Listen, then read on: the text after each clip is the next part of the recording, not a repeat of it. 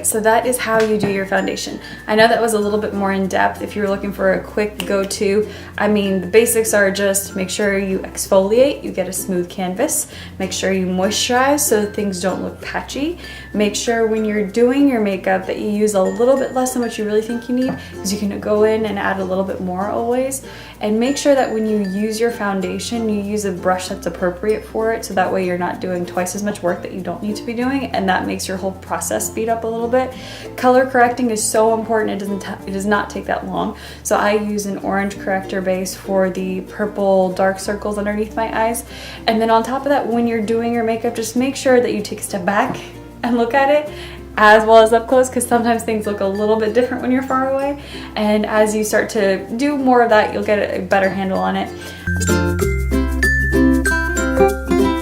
I don't do cream contour unless it's somewhere where my face has a chance of melting off and I know my foundation isn't going to stick so well. So in that case, I usually do, at this step, I would do a cream contour here along my nose and a little bit under my brow bone to give me a little bit of shadow there, because I don't really, my eyes are kind of hooded a little bit. And then a little bit along the jawline. So this is where if you're going to do cream contour, do it here, because if you do it later on, your powder cream situation is going to be weird. If you're going for a simple look, you stop here and you shift to your powders. If you're going for a little bit more dramatic look, this is where you stop here and shift to your creams and then go to your powders.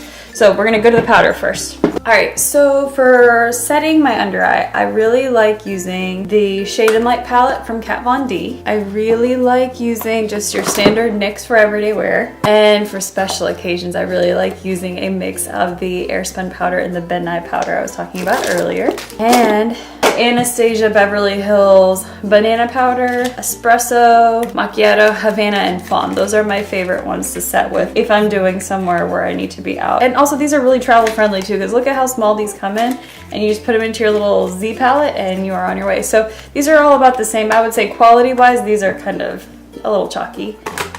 The Kat Von D ones are very nice and smooth, except the only thing I don't like is I don't really use the whole entire palette. I really just use this one, maybe that one a little bit. I have no use for that. Maybe my eyebrows or something, but I don't really use that.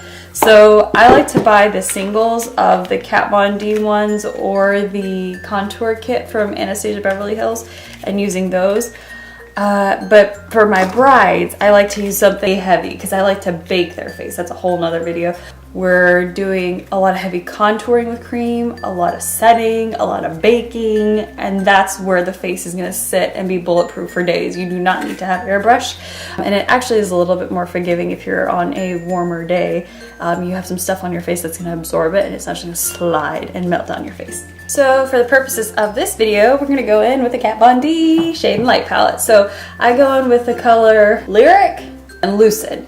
I mix them both together with a flat brush. This is where, if I'm doing something really heavy, get in there with that beauty blender, because that's what's gonna pick up a little bit more powder and cake it on if you're trying to bake, but I'm not trying to bake today. So I'm just picking up a heavy amount of powder and throwing it under my eye. And this is where, I know I said I'm not baking. It turns into baking, I guess, but I just like to pack it in because then I'm gonna brush it off in a second. I'm just not baking in the sense that it's heavy baking, it's light baking. But I like to do that all over my cheeks and just lightly down the jaw.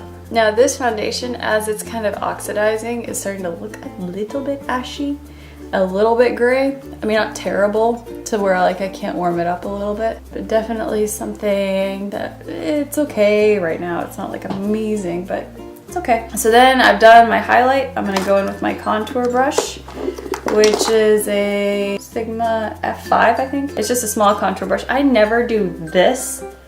Put it at an angle and use that angle to your advantage. So I'm using the shade Subconscious and Shadow Play. And I just barely let it touch my cheek and then buff it in and then push a little bit more as you're blending that product in, but making sure that you're blending upwards and you're going to the corner of your mouth to the ear, but you don't have to come all the way down. I just tend to because my face is super round. On camera, it's actually, the foundation's looking really nice and pretty, so it may photograph better than it looks in person.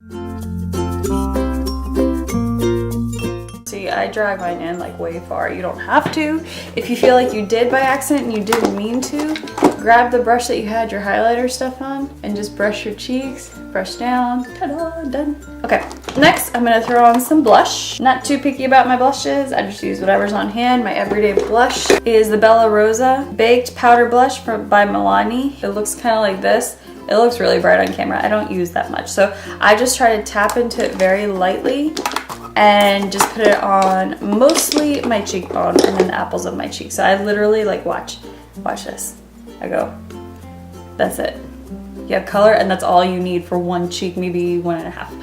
So I start kind of at the top of where I put my, wherever you want to use your bronzer, your contour. I use that right above that because right above that's going to go our highlight. So don't pull this in way too high and don't pull this in right here. That's too close. So make sure you stay kind of back here. And again, you're literally barely touching your cheek. Like you see there's space here. You're just barely touching it and then bringing it down. And then as you start to put the product down, you can control it rather than smashing it in. And then as you feel like you need a little bit more in a spot, you can add a little bit more there, bring it up. And again, we're never pulling down all the way. We're just kind of keeping it here where your eyeball is and just kind of keeping it back from there. And then just a little tap on the apples of your cheek and that's all you need. So you can see the difference between this side and that side. And there's still product on my brush. And if it's for yourself, just make sure that you have a little compact on hand. If you have a little bit of your own face powder, if things look too bright in, say, outdoor lighting, you're at a wedding, and you want it to be a little bit softer, you have that and you can fix it there versus you're empty-handed later on and you can't fix it. So now, for instance, if you feel like it got too bright, you, again, just take the same foundation brush or highlighter brush and just tap. And that'll just kind of make sure that you're evening out your coverage and it's not as bright as you start with. And I like to take it, especially underneath where I put that extra highlight powder down and blend it down. So it's like contouring without contouring. You're just adding a little bit of light on your jawline. And then take whatever's left on your brush from bronzing or contouring and do that under the jawline. This way, if you are scared of contouring your face, you're using a powder. Oops, my bobby pin fell out. You're using powder, which is a little easier to work with, but you're not gonna be quite as streaky as, say, if you did like a cream down here and you've never used that before. All right, now the best part. I love this. There are two new highlighters that I've been using that I really, really like. One is the Ofra Cosmetics highlighter. My go-to highlighter, like of all time at this point, is the Jouer highlighter set. They're all great. I really like the citrine one, I think is the one that I use, but this is a new one called Rodeo Drive by Ofra Cosmetic. Just look at that. It makes me so happy. So what we're gonna do is we're gonna take a little thin brush. I have fan brushes to use with highlighters. I do not like using them anymore because I feel like I get it everywhere. I can't control my highlight and then it just looks weird. And I have pores anyway here that I'm trying to minimize, so I'm not trying to throw more highlighter on top of that. So I really like to use a really thin brush with this paint brush that I bought from Michael's. And all I'm gonna do, and I'm gonna swatch it on my hand for you guys so you can kind of see, just on a regular hand. Can you see? Can you see? Can you see? I know you can see. Hold on, let me put my hand. See that? And that's so light too. That's not even like a full finger swatch like. Okay, so you know what I mean? So a little goes a long way with this, but I love this highlighter. So I'm gonna go in and I just use this right on top of the blush that I threw on, and I don't go too far down, and I just keep it right there on top of my cheekbone, like right underneath where I can poke my eye. That's it. Don't pull it all the way up, but you're trying to keep it here and down just a little bit. See? And there's nothing there. And then there's something there. So this is how I like, because I don't like to look too oily when I use highlighter, which can tend to happen if you have a fan brush and you can't control your highlight. So I'm just kind of going in here and then I blend it all the way out, kind of like a big fat oval. I really like to highlight the upper lip a little bit, so I just take whatever's left on here, and if it's not enough, on your Cupid's bow. All right, and you can do your chin if you want to, you can do your nose, whatever. I haven't even contoured my nose today, so let's back up a notch. All right, for nose contouring, I try not to make it too difficult. I try, but you know, this was supposed to be a simple video. Now it's like 41 minutes long. All right, so I'm gonna go in with a Morphe M164 brush. It's really thin. You don't need this. You can use like this, like a really thin paintbrush from Michael's. I got this like maybe a year or two ago. It's great for your under eye waterline. A lot of things. You do not have to go buy a fancy, even $10 brush or $8 brush or $4 brush. You can just get like a $2 brush. So I go in with a little bit of contour powder, and I'm literally just tapping this down my nose.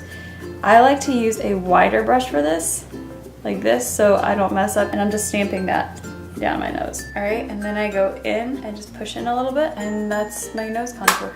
Now you just gotta blend. So I blend whatever product is left on here on my hand, so it's kind of clean. Now what I'm gonna go in is I'm gonna blend it all the way down, just downward motions and inward. Do not pull out, that will make your nose look a little bit wider, so just pull downwards and in, but don't get to the center either, because you're not trying to create a complete shadow on top of your nose. Okay, and then I just use my fingers to kind of blend it out, just a little bit. And then I go in with a little bit of that banana powder or just a light powder, and I just go down my nose, the bridge of my nose, add just a little bit of highlight, and that's the end of my face. So I'm gonna go put on the rest of my face and I will be right back. Let me do my eyebrows. So as you can see, we've got our contour, we've got our blush, we've got our highlight, we've got our under eyes color corrected, set our face. The only thing I haven't done to my face is add a little bit of Urban Decay finishing spray or a setting. Any spray will do really. And the other takeaways are when you do your contour, if you're gonna do a little bit more of a dramatic look, do the creams first and then set it with the powder, and that definitely makes it more dramatic. Make sure to blend as much as you can, but be very technical about how you're using your brushes. You don't have to use the full face of the brush. You can kind of angle it a little bit, and that gives you a sharper angle on your face. Then you can blend that out and it looks a little softer and it looks nice rather than product everywhere. Otherwise, if you're looking for a more neutral kind of a look like what I did today, I didn't use any cream contour or highlight. I just used the powders, and just making sure that, you know, the more powder you use, the heavier it's gonna look. You can brush it off and definitely work with it a little bit. But if you've never used any kind of baking powder, not really like baking powder, but like any kind of powder to bake with before, it definitely does take a little bit of practice and making sure that you know that you're not swiping product off of your face in addition to the powder that you have on there. So making sure you know how to do a couple of those things. So if you have any questions or you want something even more in depth than that, definitely leave those comments below, and I will see you guys soon.